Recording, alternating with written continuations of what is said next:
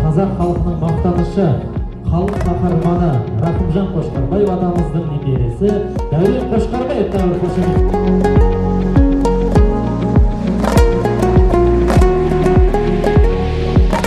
Это было всегда очень большой ответственностью.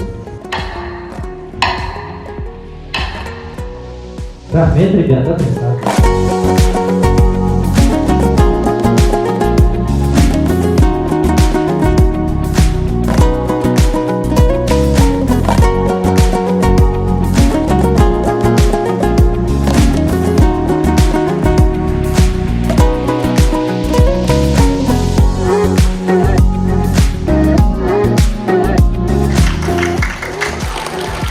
Sizlerce bağışlamak için olsun. Görevimiz var.